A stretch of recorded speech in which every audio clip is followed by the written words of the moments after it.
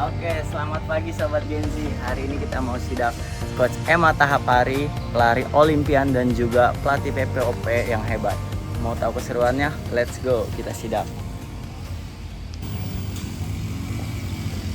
Pagi Kak Emma. Pagi-pagi. Kak Emma, boleh izin kita wawancara sebentar buat Sobat Genzi?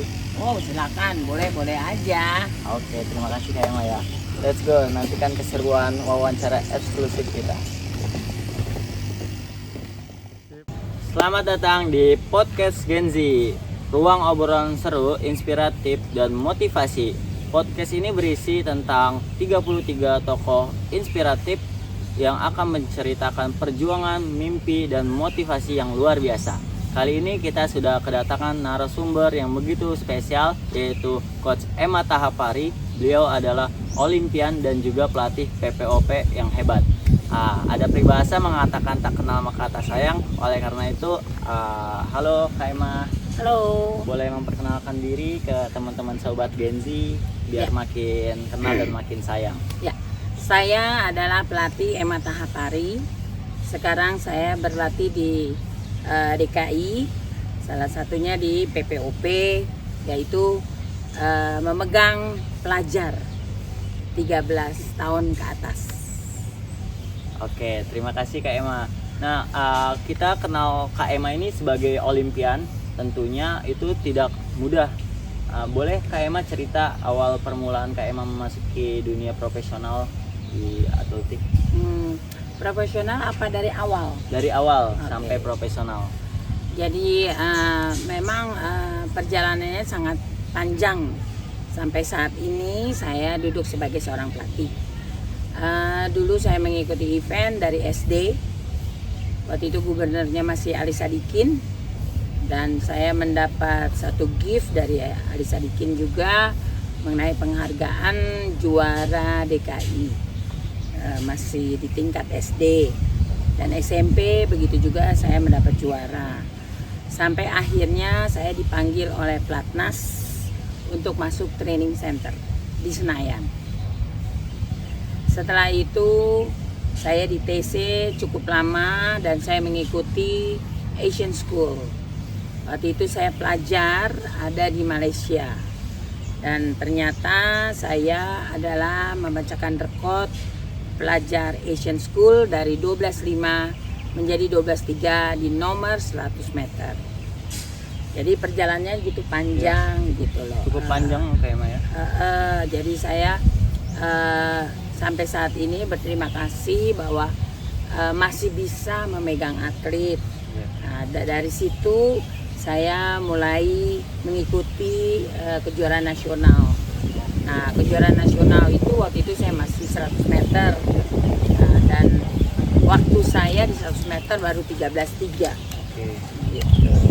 Dan sampai akhirnya saya mendapat 12.3, dan akhirnya saya berlanjut sampai ikut SEA Games. Di SEA Games saya di Singapura juga juara di nomor 400 meter. Dan setelah itu saya berjalan terus sampai Asian Games, sampai Olimpiade, sampai kejuaraan dunia Canberra. Wah, luar biasa Dan teman. saya pemegang rekor 400 meter juga Aslam, dan telah dipecahkan oleh Sri dari Palembang di PON Papua. PON Papua. Iya. Oke. Jadi Itulah kehidupan perjalanan saya selama menjadi atlet. yes, luar biasa Sobat Genzi ya, perjalanannya begitu panjang dari mulai SD Kak Emma ya, SD, SMP, SMA sampai masuk Platnas. Dan tentunya teman-teman Sobat Genzi nih tahu juga Kak Emma ini memegang rekor selama 37 tahun. Betul. Nah, itu boleh kasih tipsnya buat teman-teman gimana sih caranya kita bisa melampaui limit, bahkan bisa memecahkan rekor. Tipsnya apa Kak Emma? Boleh di-share? Tipsnya hanya satu, disiplin, rajin latihan, mempunyai satu hati sama pelatih, dan memberi kepercayaan kepada seorang pelatih. Oke, disiplin, latihan, dan memberikan kepercayaan kepada pelatih gitu Kak Emma ya. Betul. Berarti kita harus emang yakin dan percaya kepada pelatih, apa yang diberikan itu yang terbaik buat kita. Pastinya. Oke, Kak Emma mungkin boleh sedikit cerita, tidak mengurangi rasa hormat saya, kalau Kak Emma itu pernah ikut Olimpik di waktu semifinal, boleh kenapa diceritakan tidak melanjuti semifinal tersebut kan? Iya. Mohon maaf Aslam, ini sebenarnya udah saya kubur lama Siap. masalah ini, karena untuk saya adalah satu kegagalan. Tapi kegagalan itu bukan dari saya. Oke. Kegagalan itu adalah dari seorang coach. Tapi saya nggak perlu sebut nama coach itu, ya. Tapi itu menjadi satu pelajaran untuk saya. Jadi kalau bisa zamannya saya ikut Olimpiade itu bukan seperti sekarang. Di mana-mana komputer udah ada. Iya. Kita tinggal pencet touch, komputer tuh ada. Gitu loh Aslam. Nah, sekarang ini kan tidak ada. Iya. Waktu saya ikut itu tidak ada. Jadi saya hanya mengharapkan seorang pelatih datang Oke. ke tempat saya memberi informasi. Dan informasi itu tidak ada. Oh. Sampai akhir saya nunggu setengah jam tidak ada informasi. Akhirnya saya kembali pulang ikut shuttle bus. Oke. Itulah cerita yang tidak enak untuk saya, dan saya kubur karena kesempatan itu tidak akan terulang lagi untuk saya. Tetapi saya tidak putus asa di saat itu aja. Sampai situ saya mempunyai tekad di mana ada Asian Singapore Open. Nah, di situ saya bercoba melomba melatih diri saya sendiri untuk mengerti, membalas apa yang telah lewat di Olimpiade itu. Dan ternyata saya di situ sukses pecah rekor. Dan saya kumpulkan seluruh wartawan Kompas, Sinar Harapan dan sebagainya untuk saya menceritakan keadaan yang sebenarnya. Nah, dari situlah mereka sadar, pengurus, ketuanya dari Pasir Jaya itu semuanya sadar bahwa kesalahan itu bukan dari saya. Itu aja. Baik. Sebenarnya saya udah kubur, saya nggak mau dengar lagi berita ini. Iya Kak Emma. Jadi buat motivasi buat sahabat-sahabat Genzi. Jadi Betul. Komunikasi antara pelatih dan atlet itu sangat penting. Sangat Kak Emma, ya. sangat penting sekali. Dan akhirnya setelah kejadian itu Kak Emma tidak putus asa dan makin semangat untuk latihan. Begitu, Ya. betul. Dan kalau boleh tahu mengalahkan siapa Kak Emma waktu di Singapura Waktu itu saya mengalahkan Lydia De Vega, Wow. Ratu Atletik. Ratu Atletik Iya. dikalahkan oleh Coach Emma Tahapari karena semangat yang luar biasa Kak Emma ya. Iya, betul sekali. Luar biasa. Nah, berbicara tentang dunia atlet, Kak Emma ini selain jadi atlet Olimpian, beliau juga pelatih hebat di PPOP dan sudah mencetak atlet yang bernama Novi. Betul. Nah, Novi ini menurut story yang kita punya teman-teman, Novi adalah juara 1 di Aceh, PON Aceh, dan juga juara 2. Nah, itu boleh dijelasin Kak Emma, itu juara di nomor apa aja? Iya. Novi itu atlet yang disiplin. Atlet yang mengerti antara atlet dan pelatih. Ya. Jadi program saya berjalan dengan baik dengan Novi. Dan dia teratur, makan teratur, tidur teratur, istirahat teratur. Jadi dengan adanya didukung disipliner itu, dia bisa mencapai satu kesuksesan di PON.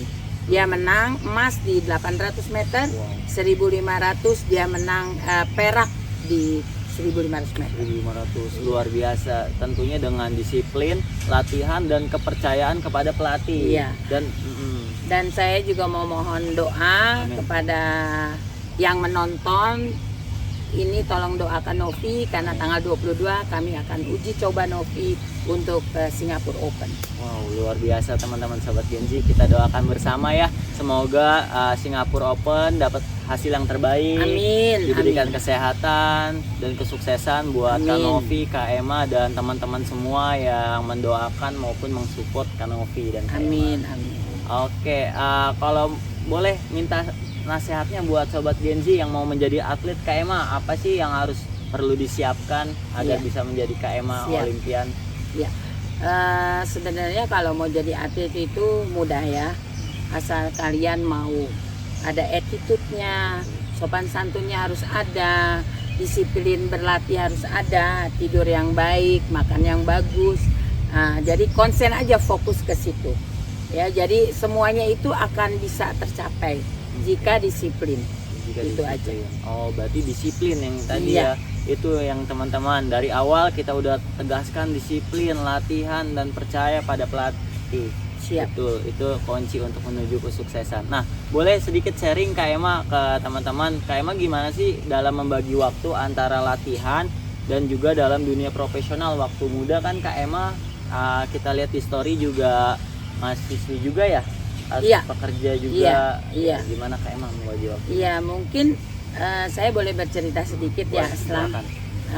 Saya mungkin di bidang pendidikan waktu masih mudanya itu kurang sukses ya, Oke. karena saya kuliah di sastra Inggris di UNAS dan ternyata tidak bisa berjalan berhubung saya harus ke Amerika.